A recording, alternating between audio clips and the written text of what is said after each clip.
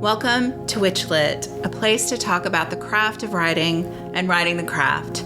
I'm your host, Victoria Rashke, author, publisher, witch, and nosy Scorpio.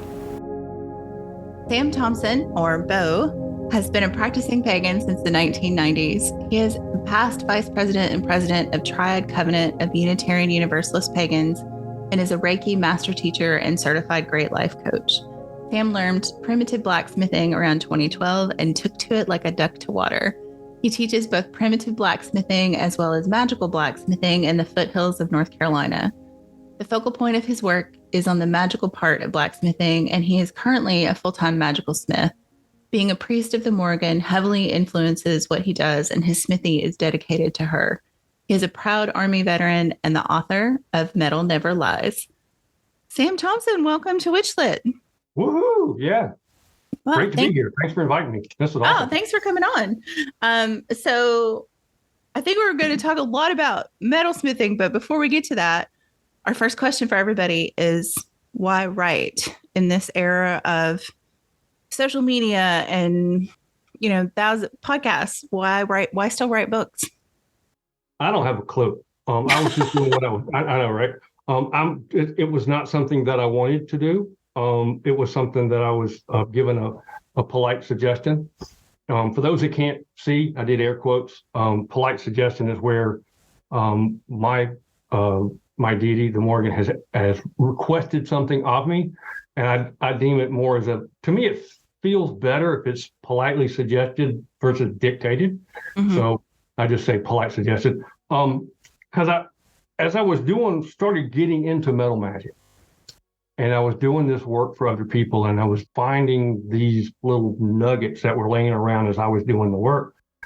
I went in search of people that knew more than I did. Hopefully there's something out there on metal magic, right? Magic of metal. And there's literally bupkis out there that I could find. Maybe my Google foo is not as good as everybody else's, but I couldn't find anything. And so that little ping in the back of my head was like, well, I guess you need to write the book. So needless to say, that's how it got written. It wasn't something I've never wanted to write. I don't even speak English, let alone know how to write in it. I mean, because it is a completely different language, writing something versus speaking it. I found, for me, I found out. So that is why I wrote the book, because I was basically told to. Yeah. I think you might be the first reluctant writer we've had on the show. Yeah, I don't. Which I love. I love that. I'm never. I didn't want to write this one. Mm-hmm. So you got this polite suggestion from the Morrígan to write this book. So did you jump in immediately, or did you push back a little bit? As with all things with our relationship, meaning my relationship with her, is usually my first response is no. I know I'm doing it anyway, because she's like, you need to write a book. I'm like, no, I don't. I don't. I'm not the guy, right? I don't know anything about that. So that went on for weeks until I got tired of not sleeping, and then decided it was probably best for me to just do what I'm told. And then looking at it, it needed to be done, right? I mean, I think it's important. As I was learning about the magic of metal, I was thinking, well, more people need to know about this. Mm-hmm. This is important. It's something that we have forgotten. I don't think anything's lost. I just think we just misremember or don't remember. Yeah. So we needed to reconnect. We hadn't lost anything. We just need to kind of reconnect to it. And as I was studying the lore that surrounded the Morrígan herself, I started seeing these little bits of the mythology pop up and going, oh, wow, and that story I thought needed to be told, and I think it needed to be told in a way to where it was accessible to everyone, not just those that were behind an anvil. Yeah, because I think we're all connected to it. So I don't know if it answers the question. I'll get really bad about going down a tangent. I'll take us on a rabbit hole of epic proportions. No, that's good. I mean, it's one of the beauties of podcasts is they're kind of made for rabbit holes. So I think I think it's in the final conclusion or your author note at the end that, you started the book and you had this idea that it was about how to forge. Mm-hmm. And it's going to be instructional. And you get through that part of the book and you're like, this is completely wrong. Mm-hmm. So it sounds like you learned pretty early on that 90% of writing is editing. So Well, I mean, as I was what was getting that into like? it, well, I mean, as I was getting into it, I was like, this isn't working. This isn't really what it needs. She was like, this isn't what it needs to be. People know how to forge, right? We've been forging since the Copper Age. We don't need somebody else teaching us how to forge, right? There's plenty of videos, books ad nauseum that's out there, but there's nothing on there about how to connect to the magic of metal. And I had someone that's actually a friend of mine came to one of my classes, and they were like, this would be great if I could do something like this in an urban environment, because I live in an apartment. I'm like, that's what the book needs to be about, because I was in the early stages of it at that point, and I'm going to be, Joe Blacksmith here and teach everybody, how to, nobody wants to do that. I mean, you can, blacksmithing's hard. Yeah. If it was easy, everybody be doing it, Mm-hmm. So I think, being able to pivot from it and go, what's the object of the exercise? What's the end result? What, starting with the end in mind, what do I want to have? What do I want to say at the very end of it? As I want it to be something that if people choose to do so, they can add it into their practice and be a part of their daily lives, because I personally think that metal magic will change your life. Mm-hmm. I don't think you can look at metal after reading the book and doing some of the exercises. I personally don't think that you can look at it the same ever again. And I think that's a wonderful thing, because I think it now gives you access to a whole new realm of possibility that you never had before. Yeah. Well, I think, with listeners know, we always talk a little bit before. And I think, one of the things that comes across in the book is you don't have to want to be a blacksmith to get something out of this book. Like, it also really talks about the magic of metal. And one of the parts I really enjoyed was you sharing your own relationship with different kinds of metals. And I kind of wondered if you could go into, I don't know that everyone who, even knows about blacksmithing understands that some metals can be forged and some metals cannot, and how that changes your personal relationship to them. Do you want to expand on that just a little bit for folks? Well, in the book, I talk about 4 metals, because that's mainly, excuse me, the only ones that I work with at her smithy. I work with steel/iron. I will use those words interchangeably, because steel is basically 98% iron and 2% some other stuff. So I technically not right, but just for the sake of simplicity, I think it's easier. I just kind of flip-flop them. Mm-hmm. And then I work with copper, and I work with brass, and I work with bronze. Copper can actually be forged somewhat, which means you can heat it up and you can move it.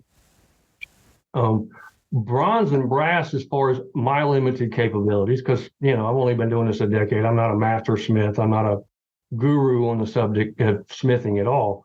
But I have a challenge to be able to actually forge them. I can use them within my work, and I use them as, lack of a better word, adornments, right? To add-ons. I'll use them as a single piece. I'll do some movement with them, but as far as taking them from round and making them square, flat, whatever, actually forging them, I don't, because they are considered cast metals, which means you melt them because they're alloys, right? So you've got, and they're 2 metals that are melted together, so they're alloys, and then you pour them in a form, which is a cast, right? That's when you get cast iron, right? Your cast iron pans are poured into a form. So with that being said, I do have a little bit different relationship with each one, just because the work is different with each one. But to take it one step further, it's also because each metal is different. So you're going to have a different relationship with each one just because they're not the same, if that makes sense.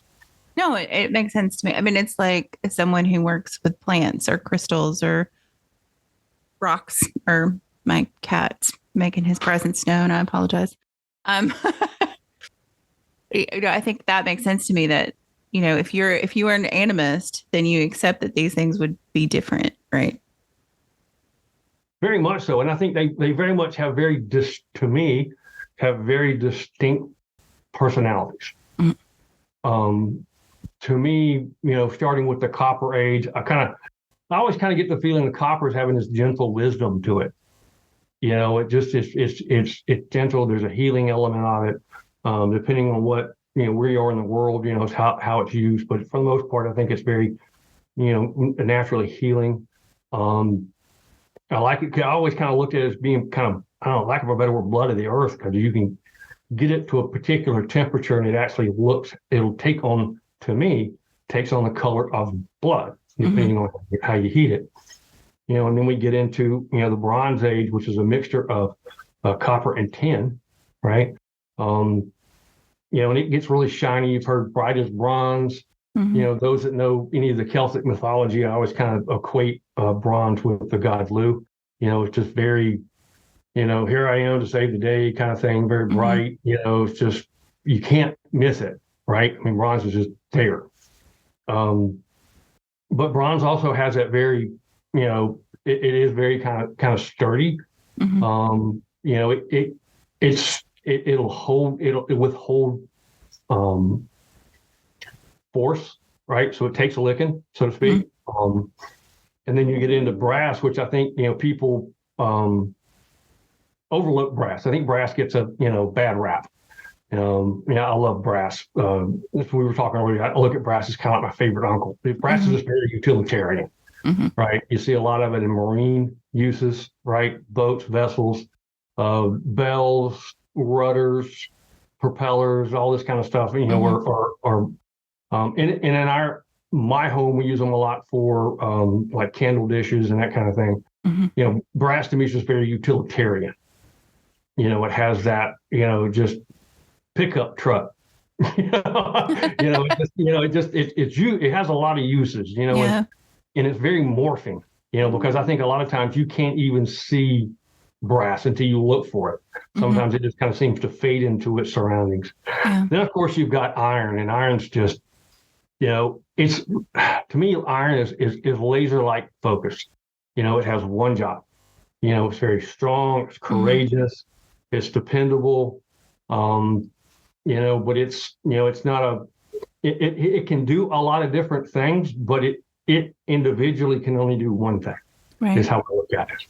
That was a really long answer to a really short question, but to tag on to that I think that really kind of got me started with all the metal magic is all these four that I mentioned. Every human has a very intimate connection to each one of them, because they are made up of us. They're in us. We have iron, we have copper, we have zinc, we have tin. So we have all these metals currently residing inside of us. So we're already naturally connected to them. We have that intimate connection already to these metals. So it's not something we have to go out and create. We just have to connect. Yeah.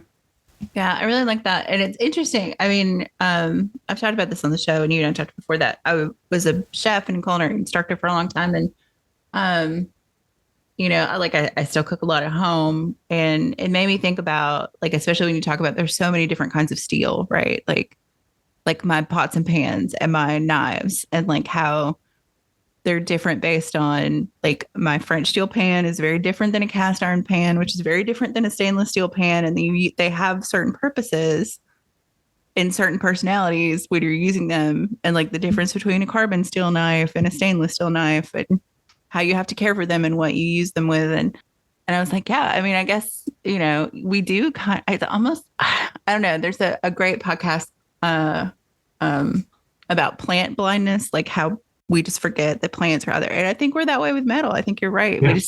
We've lost how culturally changing, societally changing metal is, and how we're completely surrounded by it all the time. I mean, I'm talking to you on a computer made out of aluminum, And I think that was part of the exercises that I have in the book, is trying to help people become more aware of that. Mm-hmm. And see how much that it does. Because like you said, you don't see it.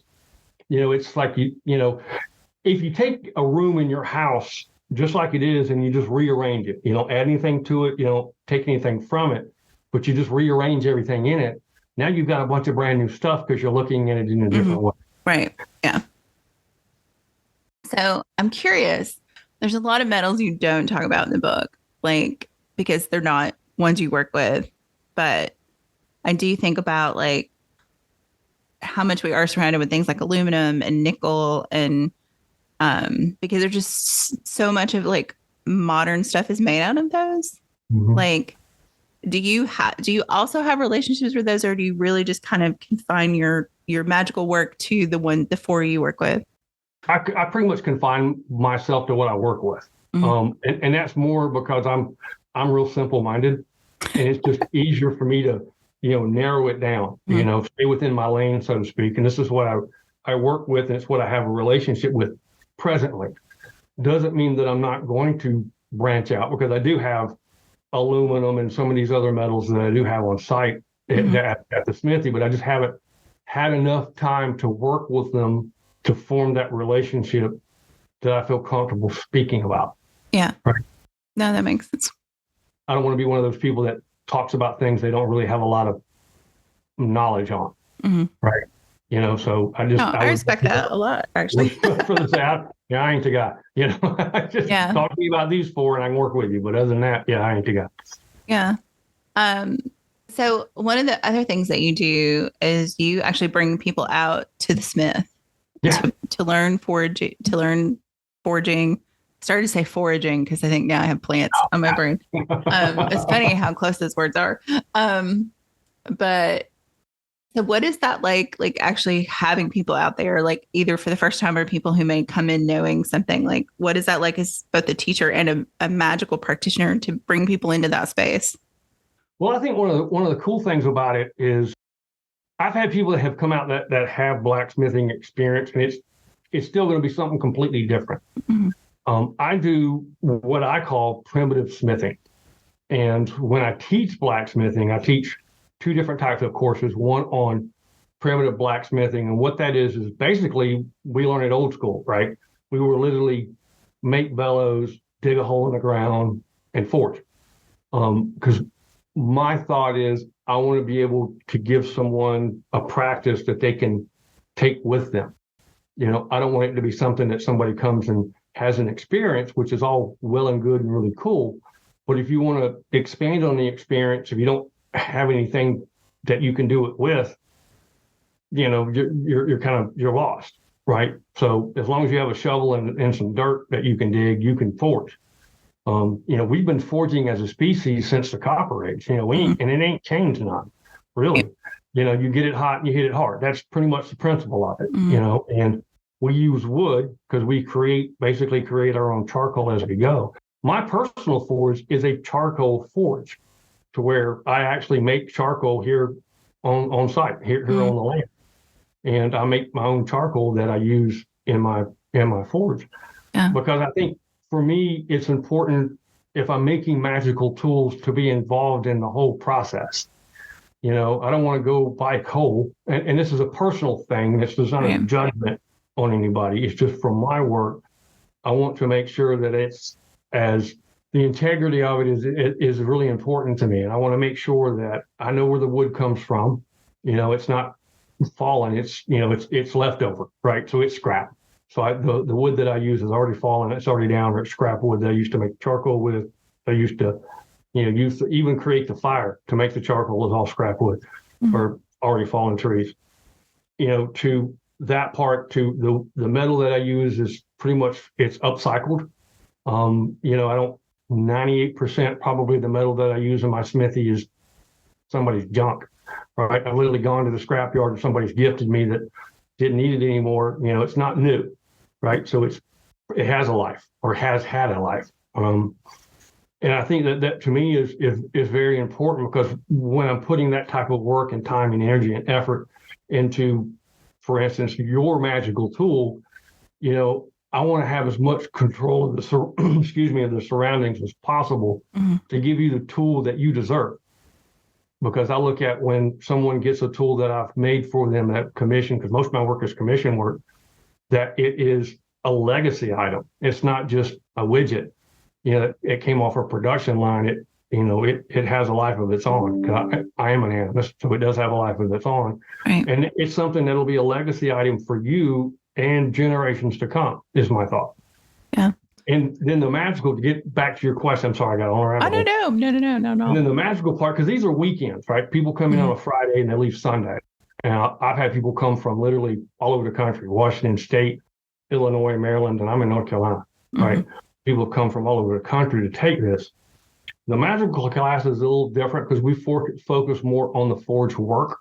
So I've got cut up 55-gallon barrels that I use for our forges. We still use the wood, but we spend more time with learning how to connect with the metal and listen to the metal and being open to the work that the metal wants done, so that we can create something over that weekend for them to take back and add into their practice, and for them to continue that metal magic practice. You don't have to, as we said earlier, you don't have to forge and be a blacksmith to work metal magic, but you need to kind of understand how to work with metal, if that makes sense. No, it does make sense. And I find the whole, like, the upcycling part I thought was really fascinating, and how you do really listen and talk to the metal and like find out its story and like where it wants to go. And like, I mean, obviously animist practice, but also like I love the idea of telling a story in a different way. Like I mean, just as a writer myself, like any way you can share a story to me seems positive. And we, like you said, forging is way before literacy in a lot of ways.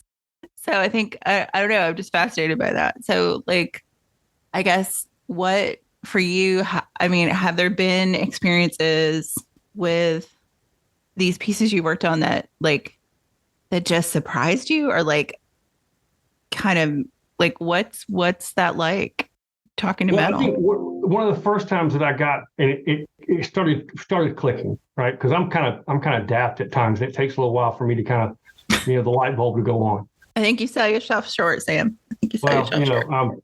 It's an orange, right? So it's not a tangerine, it's an orange. So one of the things I was working on here where we live, we have a lot of country, right? So we create a lot of hay, so we have horses and cows and that kind of stuff, feed cattle. And there's these what they call hay rake tines, which are these semicircular things that go behind a tractor that pull to rake up the hay after it's been cut to get it in line for baling. Okay. Trying to talk a little bit about this. And then, so while I was out doing some scavenging, this sounds really bad, but while I was out shopping for metal, I came across one of these. These are great tool steel, right? Because it's a tool, and it's got pretty high carbon content, and it's kind of springy, it's flexible, it's great metal. And I got this, and I looked at this thing, and I said, wow, what a really cool thing. I ended up using one to make an athame out of for someone. And I said, wow, what a cool, neat thing, because this piece of metal helped feed somebody's family one time, right? So it helped feed cattle that helped put food on somebody's table, right? So if you look at, extrapolate the whole story, and I'm kind of telling myself the story, and I'm, start going, well, maybe I'm not really telling it, maybe I'm hearing it, right? So this is kind of in my early stages, and okay, that's interesting. And then I had a friend 3 or 4 years ago that said, I need you to make me a wand. And I'm like, okay. So we kind of go through a process. It was about a 3 or 4 month process to where I went out, shopped for a stone.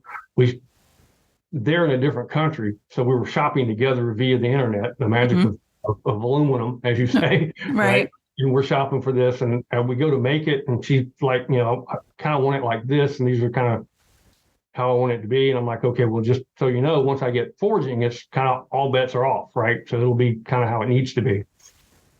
And I started working on it, and it was very clear to me that the way I was working wasn't the way it wanted to be worked. Okay, it wasn't that it was wrong; it just wasn't right, if that makes sense. And it wasn't like no, not like that, like this. was what I was getting. And I ended up working on it and working on it and working on it and forging it out over a couple of days and showing them, here's your wands. They're like, that's perfect. That's exactly what I had in my mind, which was completely different than what I had in my mind. But being open to listening, being the animist, being open to listen to what it wanted and what it needed, and it already having that connection with the end user, right? And just being a part of being able to co-create, right? Because that's kind of how I look at it. I consider myself a lot of times an active spectator.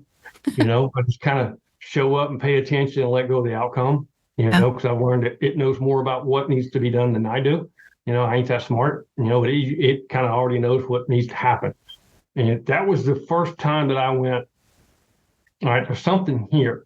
I'm not sure what it is, but there's something here. And that's when I started doing research and looking, and that was the kind of, that was the first crumb.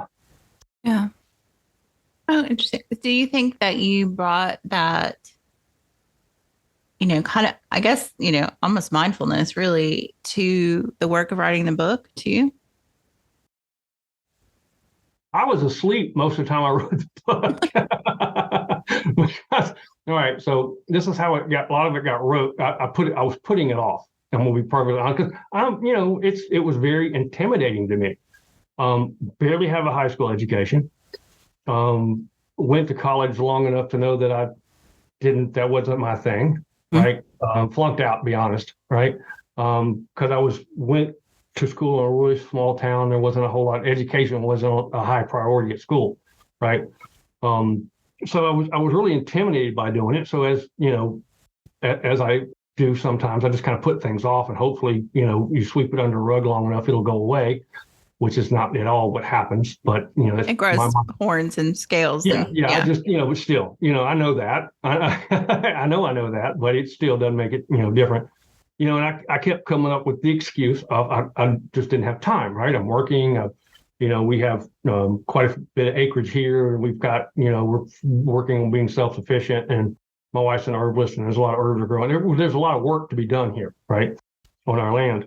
And so I just didn't have time. And I'm doing air quotes again for those that don't see. And so along about 3:00 early one morning, I was awakened with, you need to write a book.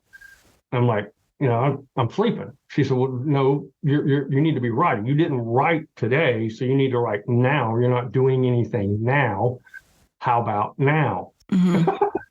So for about the next 8 months, I was up at 3:00, 3 or 4 times a week writing the book. So I was literally just, it was strange. I mean, I don't know what to compare it to, because I've never done anything like that, But I mean, so you went big though. Not only did you just, go, yes, I will write the book, but you self-published. So what was that like, to just kind of walk into? I mean, this is your first book that you don't really want to write, but you're doing. And you're like, oh, I'm going to self-publish it and learn that whole experience. So. I'm going to say the thing about it was, for the most part, for me, it was easy. There were some tense parts, but I'm blessed enough to where I have enough people that I'm in community with that are good at certain things that I'm not. And I leaned on them because they knew what I was doing. And I think they knew me well enough to know that what I was doing was important too. So I leaned on a lot of them. And I had people that had backgrounds of editing that helped me with editing, and backgrounds of, this is how it needs to look, and this is a structure, and I would send it and we go, oh, you need to, no. Survey says, do you want it red? Did you do this? Is not how you need to do it. Yeah. So I had enough people within my community that I'm associated with that really did some heavy lifting for me, that I would not have been able to do it otherwise. Because like you said, I don't know nothing about this. So it worked out rather smoothly. Not to say it was easy, because it wasn't easy. But it seemed not to have a whole a lot of hiccups. But then again, I don't have a lot of experience as far as comparison Yeah. to what that's supposed to look like. I kept getting a couple of sayings as I went through this process that kind of kept coming to mind. One was, if you leaning back, I grew up Southern Baptist, right? And one of the things about that mythology that they talk about is the gifts of the spirit, and everybody can't be the hand or the foot or the mouth or the whatever, right? There's different gifts and everybody's got to make up the whole body, right? So I leaned into that, and what I kept getting was, you just need to be the foot, you just do foot stuff and let me, being the Morrígan, take care of all that other stuff. You just do what it is you need to do, and I will take care of the other stuff. Yeah. And there were some times where I would be concerned about it because, like you said, it's a kind of a big thing.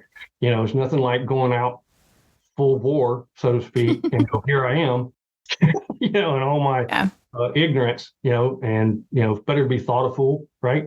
So I was having a lot of this. And, so it was that. And the other thing that kept coming back to me was that's not your cow. Let me take care of that. You just do what it is you need to do. Yeah. So it was, I don't want to say divinely inspired because sometimes I think that gets, overly used and wore out. But I definitely think that if it had not been for the need for it, it would have never come to pass. Well, I would have never written it if she hadn't told me to be honest with you. We would not be having this conversation. Yeah. Without a doubt.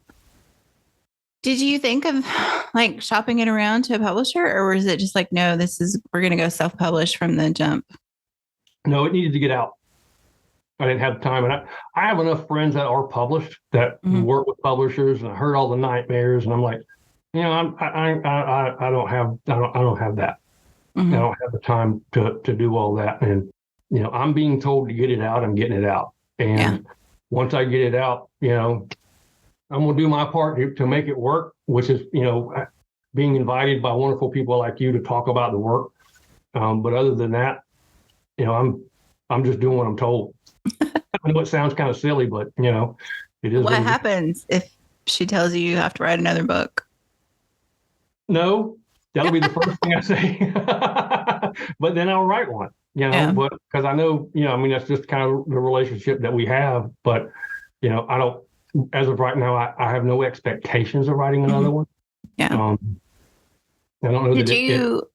Did you enjoy, because you did some research into like other cultures, relationships to metal and stuff. Did you enjoy that part of the work about like that research and stuff? Did you enjoy that? I found it interesting because I think it helped me be a little bit more secure in what it was I was doing. And the fact that it wasn't just in my realm of expertise, right? It wasn't just in my tradition that this happens. Is it, metal magic is universal globally, right? It's not just the Celts, it's everybody had some form of metal work, magical leanings to metal globally. And I think that really kind of helped reinforce that there was something to what I was doing. It wasn't just me just spouting off, so to speak. Yeah. Yeah. I think, that part was interesting for me too, just because I like there's always things I find interesting that there are similarities, but that they often come from a completely different place in the culture. Yeah. Because if you look at most of these cultures that I talk about in the book, they have no connection. There's none. There's no way that they could know about each other, yet they're not carbon copied, but they're really similar. And it's, kind of like the pyramids, right? You got pyramids in Egypt and in South America, Central America, and you're like, come on. Yeah. Well, and I wonder, like with metal and with like material culture, like coming at it from an animus viewpoint, is that then just the metal asserting its personality in that culture? I don't know. I'm not making that as a pronouncement because I don't know, but it's a thought. Well, where I live in North Carolina, we have a very high iron concentration in our dirt. And I remember us talking about earlier, you lived in Knoxville, and you probably know, you would end up with a ring around your sink or something that where the iron would from the water. Because we just, it's very mountainous where we are. Yeah. It's natural within our living space. Yeah. And in fact, where the creek is down on our land, you can see there's like a little rust ring where the creek runs, and you can just see where the iron rusts, because that's what iron does. And I think having that natural connection to it anyway, and hearing it sing, lack for a better word, I think it does help, because you're not coming at it from a very newbie point of view. And I don't mean that in judgment, just not, not having any background on it whatsoever coming into it. I could not do what I do when I first started smithing, because I wasn't where I needed to be in order to absorb that, if that makes sense. Yeah, no, and I like how you kind of, tell that story in the book about like, and interestingly, I felt like it really showed up in the tools section. Like, here's where you need to start. Here's some things you kind of have to have if you want to work with metal. And, oh, by the way, be really safe. And here's all the safety things. And let me tell you why you need to be safe about that. And then, as you go along and you perfect your art, then you may want these more advanced tools. Well, and I think that you told that story kind of in that arc of like, have to have, nice to have, luxury kind of approach to stuff. Well, I mean, I think sometimes we do ourselves a disservice because we get into a new craft or a new hobby or a new whatever, and we got to go out and buy all this stuff. Right. And there's nothing wrong with going out and buying stuff. I mean, but we don't have to buy one. You don't have to buy anything. Most of the stuff that you have that you need, you have it most likely in a toolbox in your current home, right? So it's not like you've got to go out and buy a bunch of stuff. And I didn't want people to think that, oh, well, I can't do metal magic because I don't have all the gizmos, and I wanted it to be very much user friendly, and as you got into it, upgrade as you can. I wanted to remove the excuse of I don't have the tools. Yeah. Because I don't think you need to have I don't like excuses, right? I don't have time. You have time now. Get up, go work. Pot kettle, right? But I think that, when we're looking at doing the work with a capital W, that you need to kind of get rid of the excuses and just do the work, all right? Figure it out, find ways to make it happen. And I didn't want people to come away from the book thinking, oh man, well, I've got to go have this kind of anvil and I got to go have this particular kind of hammer. And because it prevented me from learning the craft in the beginning because of that, because you look at, blacksmiths and you look at all the tools and stuff that they've got. I can't afford that. Who can? Well, I mean, but they've also spent decades adding into it. Right. Building up to that point. Exactly. Yeah. Yeah, I do think, it's like, especially when you look at hobbies that are, vocations or callings or whatever, that there is a lot of equipment and expensive equipment. It's like nobody just drops into that unless they're independently wealthy. And then that's a whole different conversation. You got to build up over time. I mean, my first set of pots and pans were horrible. My first knife was not great, and now I have a really good knife and some really nice pots and pans, but collected over, 30 years. I mean, but you have to start somewhere. Right. Yeah. You can't start there, right? You got to start somewhere. And currently in my smithy, my air blower, right, for the forge is actually a hand crank. It's a real fancy $30 Amazon barbecue blower is what it is that I use. And but it works, right? It works for years. Why do I need to go get something more than that? I would rather spend money on something else than spend money on that. My forge that I smith in is literally a box of dirt with fire brick around it. I mean, it's nothing fancy. It's homemade, made out of junk, really. I mean, it's leftover wood and literally dirt I dug up. I mean, it ain't fancy. Yeah. I mean, I think I love that idea, though, of like taking on something new with what you have and what you can scrounge, or what did you say? Scavenge.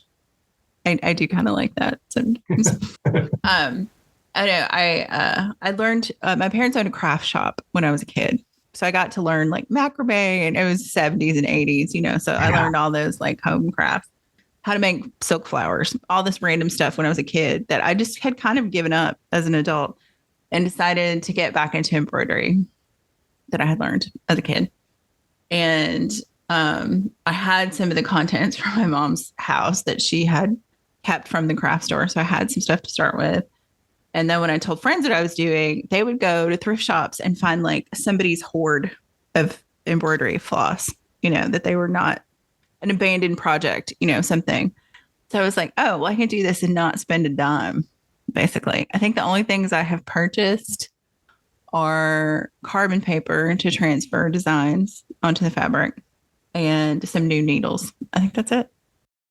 I think that, and to me, I get more satisfaction of things showing up, right? Because I look at them as more as a gift, than me going out and purchasing something. My first anvil was literally, it was basically a steel brick, right? About the size of a brick.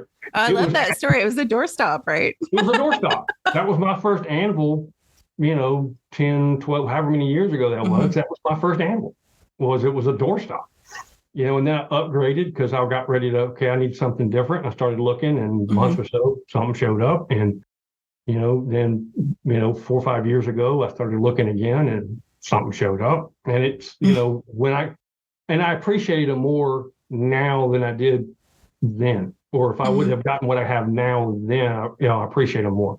Yeah. And they mean more to me too, Plus they have that energy of already being used before. They're not brand new. I'm not a big brand new person.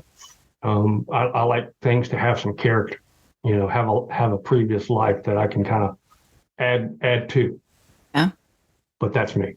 No, I like that. Well, and I like that you kind of took that approach with the book too. I mean, you did the part you kind of got voluntold to do. And then, you took that to your community to say, hey, this is what I'm working on. What, and then people stepped up. So yeah, I mean, I think that I like that idea. And I think, and I've probably said this on the podcast, that, a lot of people may have this idea that, the author is the person who gets the book in your hand. And that's not really true. Like there's a whole group of people usually responsible for that artifact in your hand. Yeah, it's a village. Literally it's a community. Had some amazing people that helped me along the way. It would have never been possible without it. By stretch of imagination.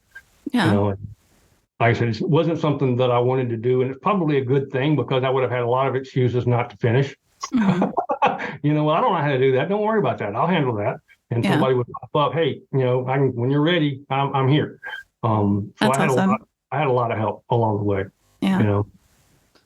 So I get, one of the questions I always like to ask people, and sometimes we don't get to it in some episodes, but really having done this work on the book and experienced that, like, what do you really want people to walk away from this book with?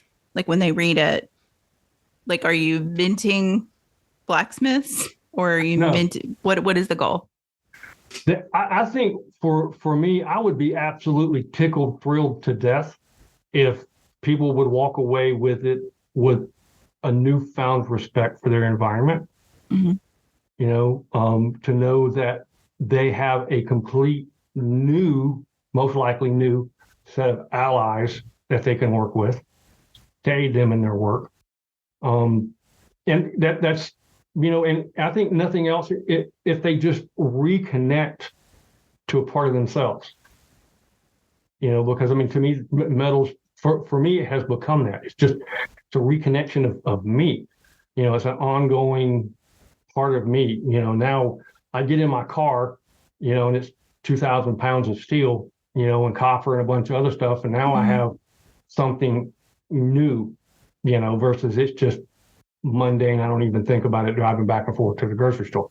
Right. The keys that lock my door, I have a new meaning to those because they're metal, they're connected to me. And now as I lock my door, it sets my wards that are also metal. So everything becomes connected, but it's not connected from me, it's connected to me, if that makes sense. So I hope people at least get a different perspective, and I personally, it has changed my life. But then again, this is my life, right? But I hope that, people will get something to aid them in their practice so that they can do their work, right? With a capital W, because I think personally, we need more people doing the work. I think we have way too many people talking about doing work and talking about other people not doing work and talking about how other people shouldn't be doing the work they're doing. But I think if we just had more people just doing the work that they need to be doing individually, it would change. We would change the world. So I just want people to do the work. No, I like that. That's Sorry, awesome. Tracy, I'm down. I'll get off my I am a polisher of soapboxes on this podcast, so don't feel the need to step down at all. So before we get to our game of chance, which does involve die, cast, and steal, would you like to tell people, like, plug your stuff and tell people where to find you? This will come out at the end of August. So if you've got things coming after that, let folks know what's going on. I will probably have I have my classes, usually in the fall and spring. They're located on my website, which is ravenskeepforge.com. Everything is Ravenskeep Forge. On Twitter, on Facebook, on YouTube. I don't know how many times they're changing it between now and it comes out in August. They seem to change every month how they do that stuff, but that's at Patreon's the same way. Most of my stuff is commissions. I do have a blog if you want to hear my ramblings that I put out monthly. I do have a shop, so if you want stuff out or get commissioned work, let's talk. It's not as expensive as you probably think it is, because it's part of my work. I'm taken care of, so I don't need to make my whole annual wage off of an individual piece, right? So I'm well taken care of in that instance. But yeah, and if you have any questions about it, just I'm fairly easy to get a hold of. Message me, email me, ravenskeepforge@gmail. It's simple. Awesome. Oh, and let's do this. WL. And if you've made it this far into the podcast, before we get to the game of games, okay, if I haven't bored you, you made it this far. If you'll go to my website and to the shop, and if you want to get the book, I'll autograph it, right? Personalize it. Let me know what you want. But if you'll put in the code WL for WitchLit 23, which is this year, I'll give you $5 off the book. Cool. So if you made it this far, then there you go. You get a discount. Awesome. So if you listen to the podcast, you know about the game of chance, and it involves rolling die to get a question about those things that we're not supposed to talk about in polite company. And you grew up in the South, so you know what that means. So depending on what number I roll, you'll get a question about death, sex, religion, politics, or money. And if I roll a 6, you get to pick which topic you want. So let's see what the fates have in store. 1, death. The Morrígan speaks. Yeah. So I realized that there are probably things that you can't share. So I asked this with that in mind. I do not have a relationship with the Morrígan. I have an interest and I love the lore of her lore. But I always think of her as a goddess of the fates, right? She's the chooser of the slain in battle. So she has this relationship with death. So how does that, I think about like forging and there is some danger in that, but like, how does that aspect of her show up in your work with her, I guess? Ooh, that's a good question. Because I asked the same thing. To be perfectly honest with you, because I thought, what, shouldn't I be working with Govnu or Bridget? These, gods of smithcraft. Why you? Right? How does this work? Right? Because inquiring minds want to know. Right? Me. And if you look at the etymology of the Morrígan, her parentage, right? Etymology of her parentage. Her mother, her Ernest, is death by iron, is what her name means. And her father, Delvith, is, I believe it's forged in fire or shaped by fire, depending on who does the translation. Right. And to me, that speaks blacksmithing, right? And there's a lot of iron deaths that are spoke mythology. And she is known as kind of a little bit of a psychopath, right? I mean, that's part of it. But I just think that personally, she is so much more to me. She is so much more than that. Yeah. But I think, death can be a lot of things. Death doesn't have to be a physical death, right? It can be a death from changing from one thing to another, right? From you're no longer an adolescent, now you're an adult, so there was a death there. So death can be, can mean a lot of different things than just a simple physical that we like to hang our hat on, so to speak. Yeah. But how she works in with mine is that I do think she's one of the few, one of three actually that I'm aware of, unless somebody knows something more than I, which is quite possible. Only one of three of the sorceress of the Tuatha Dé, her and her two sisters. All right, so there's only three of them. So having that magic part wielding with the metal to me has that great, lack of a better word, I'm real juicy. To me, it's just juicy. Yeah. I don't know if it answers your question. How does she? No, it does. It does. And I think, I have always thought of her as someone you don't come to lightly. Like if you want to work with the Morrigan or the Morrigan calls you, there's no half ass about it. Well, here's my thought. All right, I'm back on my soapbox. You shouldn't approach any deity lightly. Yeah. I mean, they're gods. There's none of them are fluffy bunny, right? No, there's no squishy gods out there. They can all end you. They're gods. They should all be approached with respect that they're due. I was just like, this is a hard polytheist approach to Danny. Just, but saying all that to say, because I will say that my personal practice, I started out in the 90s and I spent up until about the last, half decade or so not being attached to a deity. It was almost my little badge of honor. I can play with whoever I want to play with. I don't have any, there's no strings on me, all that kind of stuff. I can kind of do what I want to do, right? Take my toys and go home.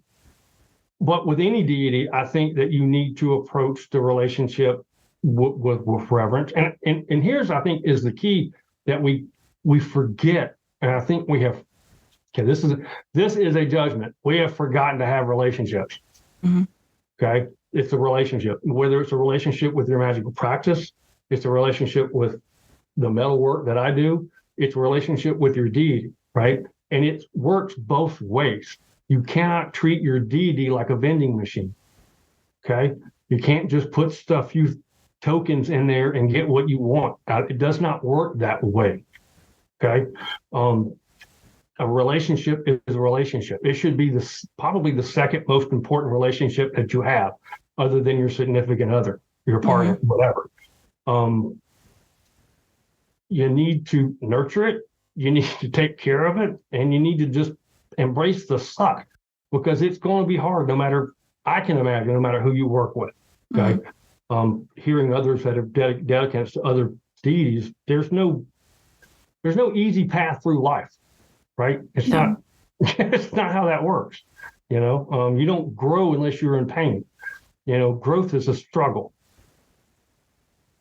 Look at plants. Plants struggle all their whole little lives to try to get to do what it is that they do, to do their great work. And we should be no different. Yeah. Look at that. The edge places, right? That's where you grow, or the edge places. Yeah. That's it. If you're not challenged, and if you're not,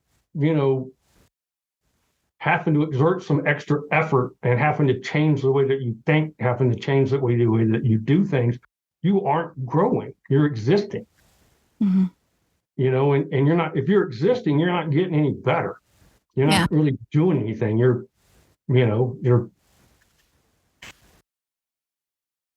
change is inevitable. Growth is optional. Right? Yes. No, I like that.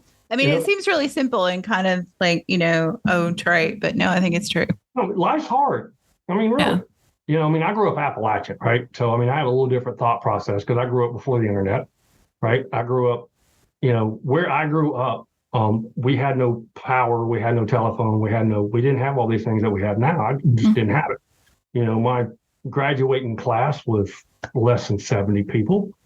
We grew up hard, right? It was our lifestyle, but we didn't know no different. That's just how it was.